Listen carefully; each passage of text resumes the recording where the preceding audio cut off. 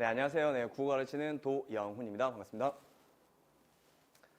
네, 안녕하세요. 네, 진명여고 1학년 담당하고 있고요. 네, 이번에 지금 코로나19 사태에 관련해서 아마 어머님들이 아마 걱정이 되게 많으실 것 같거든요.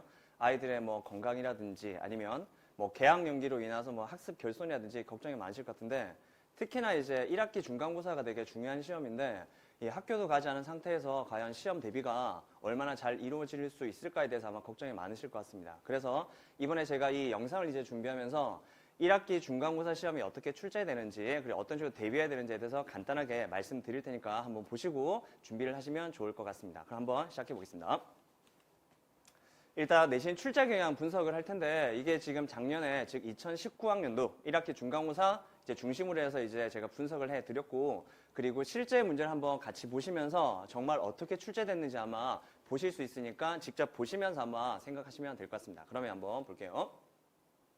일단 출제 범위 유형에 대해서 일단 먼저 보실 텐데, 지금 일단 선다형이 총 23문제가 나오고요. 그리고 서답형이 총 5문제 이렇게 출제가 되고 있습니다. 이 23문제, 5문제 총 28문제로 4번의 시험이 총 1학년 동안 진행이 되고요. 이게 진명여고의 특징 중에 하나가 뭐냐면은, 일반적인 고등학교 1학년에서는 국어 교과서라고 있거든요. 그 국어 교과서로 1년 동안 4번의 시험이 치러집니다. 그런데 진명여고는 교과서 외, 즉 교과서 밖의 부분의 시험 범위가 상당히 많은 게 특징이고요. 게다가 교과서의 이제 비중을 조금 퍼센테이지로 따져보면은 한 20에서 30% 정도 비중밖에 되지 않아서 교과서 비중이 상당히 낮은 게 특징 중에 하나입니다. 그러면 교과서 비중이 낮은 게 어떤 문제가 발생하냐면, 교과서에 딸려있는 문제집들이 있거든요. 예를 들면 자습서라든지 아니면 평가 문제집. 그래서 혼자서 학교에서 수업 열심히 듣고 자습서로 풀고 평가 문제집을 점검하고 이런 식으로 공부를 해서는 20에서 30%밖에 대비가 안 되는 거죠. 따라서 진명여고는 교과서 외 다른 시험 범위를 얼마나 잘 준비하느냐 결국에 1등급의 핵심이라고 볼 수 있습니다. 이게 제가 이제 문제 유형을 분석했더니 실제로 문법 문제가 이제 8문제가 나왔고요. 그리고 교과서 개념이랑 심화 개념으로 나누어지는데, 이 교과서 개념은 교과서 내에서 출제되는 거고요. 심화 개념은 교과서 밖에서 출제되는 겁니다. 근데 이따가 실제로 이제 문제를 보시면 알 테지만, 이 심화 개념이 정말 심화된 개념은 아니고요. 실제로는 되게 예전에 나왔던 기출문제에서 나왔던 개념들인데, 이 오래된 개념을 가지고 와서 출제를 하세요. 그러니까 마치 이제 약간 복고풍이라고 생각하시면 되고요. 그래서 학생들 입장에서는 어찌됐건 처음 보는 개념이니까 심화 개념으로 볼 수 있는 그런 개념들이 출제가 됩니다. 그리고 독서는 이제 7문항 출제되는데, 이 독서 같은 경우는 지금 모의고사 지문에서 출제가 되고, 그래서 이제 진명여고 같은 경우는 이 모의고사, 그래서 고3 모의고사 또는 고1 학평에서 출제가 되고요. 그리고 이번에 지금 이제 개학 연기 때문에 제가 어제 이제 진명여고 1학년 홈페이지 가봤더니 가정과제가 이제 추가가 됐는데, 그 가정과제가 뭐냐면 작년에 치러졌던 2019학년도 3월달 학평, 그리고 6월달 학평, 9월달 학평 이렇게 3개 모의고사가 과제로 나갔습니다. 그래서 그 학교 선생님이 이제 그 3개 모의고사 풀고 시험지에다가 푼 흔적을 남겨놔라.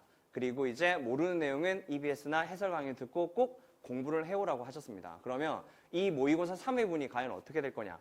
그냥 과제로 끝나진 않겠죠. 이게 시험 범위로 잡힐 수밖에 없습니다. 그래서 아마 올해 이번에 1학기 중간고사 시험 같은 경우는 작년 3개 시험지에다가 나중에 치러지게 될 올해 3월 학평까지 추가되면은 상당히 많은 수의 학력평가가 시험 범위에 포함돼서 아마 시험 범위가 생각보다 많아질 수 있는 게 아마 특징이어서 이 모의고사 대비를 조금 하셔야 됩니다. 그리고 세 번째 이제 문학인데, 지금 보시면 문학이 13문항이니까 결과적으로 가장 많은 비중이 하거든요. 그런데 이게 교과서에서 지금 3작품이고요. 학평에서 4작품, 그리고 추가적으로 나온 프린트에서 8작품이 나왔습니다. 그 말은 교과서 범위가 상당히 낮다는 게 특징인 거죠. 그래서 문학마저도 결국에는 교과서 밖에서 많이 출제되는 게 특징입니다. 그럼 이제 하나씩 한번 볼게요. 자, 실제 출제사를 제가 가지고 왔는데, 자, 첫 번째 보시면 일단 제가 문법 먼저 말씀드릴 텐데, 이 진명여고 문법 문제는 기본적인 난이도는 상당히 낮습니다. 그 기본적인 난이도가 낮다는 게 무슨 뜻이냐면, 학교에서 배운 개념들, 교과서에 나오는 개념들을 열심히 외우고 열심히 공부하면 쉽게 답을 고를 수 있는 문제죠. 그래서 실제로 이 문제 잠깐 보시면은, 이게 지금 의문 현상에 대한 문제인데 밑에 이렇게 예문이 쭉 나오죠. 그렇죠? 이렇게 되면 이걸 공부하는 학생 같은 경우는 A에서 경노라고 돼 있거든요. 이 경노가 리을이 니은으로 바뀌겠죠. 이걸 비음화라고 표현합니다. 그러면 이걸 보는 순간 비음화 현상이구나 하고 1번 선지를 보는 순간 섭리, 대통령, 강릉 이런 식으로 해서 비음화가 동일하게 나오는 거죠. 그러면 답을 1번 찍고 금방 넘어갈 수 있습니다. 그래서 따로 이제 뭐 적용을 하거나 그런 것보다는 아는 개념을 가지고 바로 답을 고를 수 있는 문제들이 다수 출제되고 있는 게 특징 중에 하나입니다. 그런데 이런 문제만 출제되는 게 아니라 이런 문제도 출제됩니다. 자, 이 문제가 뭐냐면 지금 이게 개구도라고 하는 개념이거든요. 개구도. 개구도라고 하는 게 입을 벌리는 정도를 얘기하는 건데 이 개구도라고 하는 개념이 교과서에 없습니다. 그런데 이 개념이 2007학년도, 17학년도 아니고요. 2007학년도 수능에서 한번 나온 적이 있습니다. 그래서 되게 예전에 나왔던 수능 개념을 가지고 와서 학교 선생님이 출제를 하신 거죠. 근데 왜 이렇게 출제했냐면 학교 선생님 입장에서는 되게 본인들이 잘 알고 있는 개념인 거죠. 근데 그 개념을 가지고 오면 학생들 입장에서는 신선할 수밖에 없죠. 왜냐하면 교과서에 없는 개념이어서. 따라서 그럼 예전의 개념들을 가지고 와서 출제를 합니다. 그럼 학생들은 이런 개념을 보고 난 뒤에 이거를 자기가 아는 개념으로 적용해서 풀어야 되는 거예요, 사실. 그러니까 실제 난이도는 높지 않은데 체감 난이도는 높은 문제 중에 하나거든요. 그래서 이런 문제를 정확하게 해결하기 위해서 일단 기본 개념을 이해하고 저 같은 경우는 이제 되게 예전 수능 기출이라든지 예전에 어떤 문법 개념도 따로 한번 정리를 하면 상당히 도움될 거라고 생각하고 있습니다. 자, 그다음 이제 세 번째는 이제 문법 서술형인데 이 서술형은 이따가 또 나올 텐데 진명령어 서술형의 특징 중에 하나는 뭐냐면 실제로 서술하는 문제는 출제가 되지 않고요. 그리고 문장을 쓰는 문제도 거의 출제가 되지 않습니다. 대부분 단답형으로만 출제가 돼요.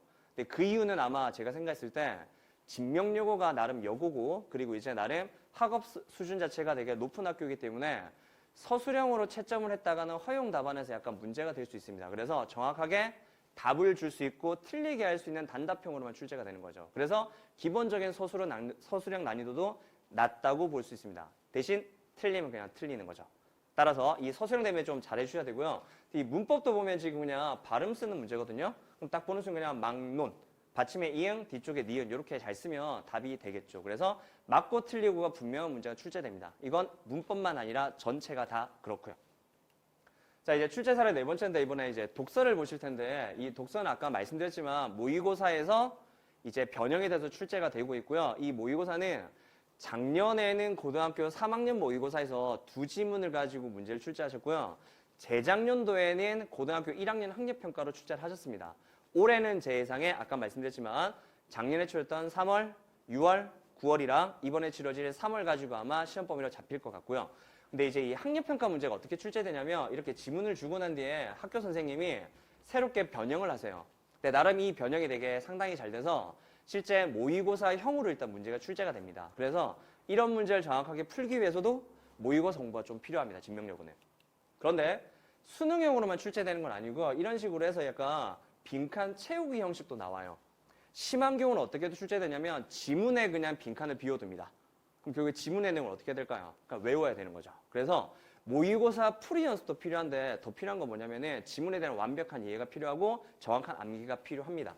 그래서 독서는 결국에 수능과 내신형 다 출제가 된다고 보시면 되고요. 자, 이제 문학 말씀드릴 텐데 문학 같은 경우 제가 아까 서두에 말씀드렸지만 교과서 작품도 출제가 되고요. 그리고 교과서 밖의 작품, 즉 학평 문제나 또는 프린트에서 이제 작품이 출제가 되는데 전체적인 특징은 사실 한마디로 뭐였냐면 이렇게 교과서랑 교과서 밖의 작품을 출제했을 때 보통은 따로따로 출제를 많이 하세요.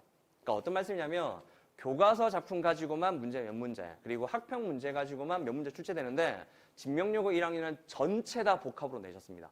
그래서 교과서 한 작품, 학평 한 작품 이런 식으로 묶어서 내는 거죠. 그리고 문제도 복합형으로 출제가 되고 그 말은 교과서 내용 암기만으로는 결국에 문제를 해결할 수 없게 만들려는 의도가 있는 거고 따라서 수능식의 어떤 모의고사 풀이법이 되게 중요합니다. 자, 그 다음 이제 7번째는 그래서 보시면 지금 두 문제 다 어떤 문제냐면 지금 개념이 되게 중시가 되고 있는데 이 개념 학습이 상당히 중요합니다. 지금 왼쪽 편이 지금 시문학 개념인데 뭐 의나 뭐 시간의 흐름, 서리적인 표현 이런 개념들이 있거든요.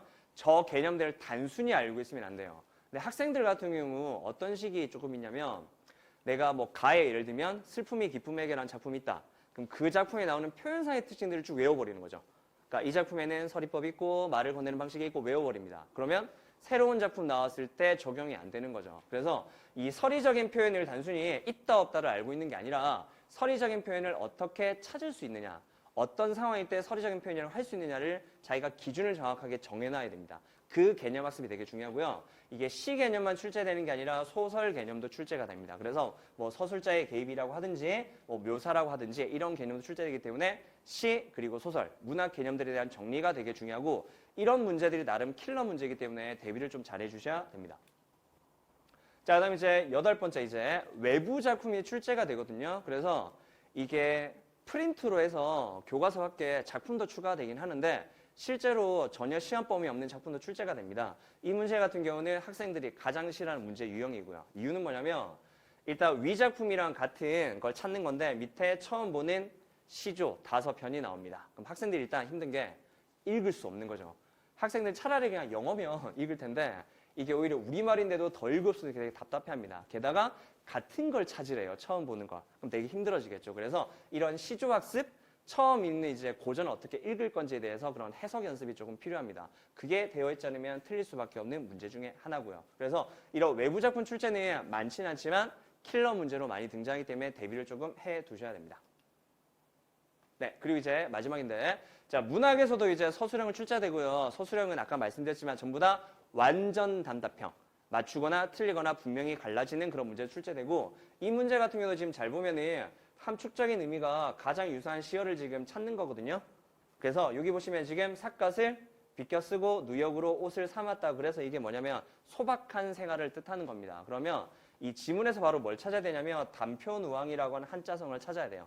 그래서 단표누항을 못 찾으면 틀릴 수밖에 없겠죠. 그래서 기본적인 지문에 대한 완벽한 이해가 필요하고 약간 한자성어 지식도 조금 알고 있으면 되게 도움이 되고요. 네, 일단 제가 지금 준비해드린 내용은 일단 여기까지고요. 좀 정리를 해드리면 일단 진명여고는 교과서만으로 일단 대비가 좀 힘들다. 그래서 약간 모의고사 연습도 필요하고 내신 대비 때 더 많은 준비가 필요하고요. 특히나 개념학습 꼭 필요하고요. 그리고 외부 작품 읽을 수 있어야 되고요. 그리고 복합적인 문제도 풀어야 되고 독서 파트도 조금 준비가 좀 되어야 됩니다. 그래서 약간 다방면의 어떤 능력을 요구하는 게 진명여고 1학년이기 때문에 조금 잘 준비를 하면 첫 번째 시험 좀 잘 볼 수 있지 않을까 그런 생각을 갖고 있습니다. 네, 일단 제가 준비한 내용은 여기까지고요. 네, 저는 아이들의 건강과 성적을 위해서 더 열심히 노력하겠습니다. 네, 감사합니다.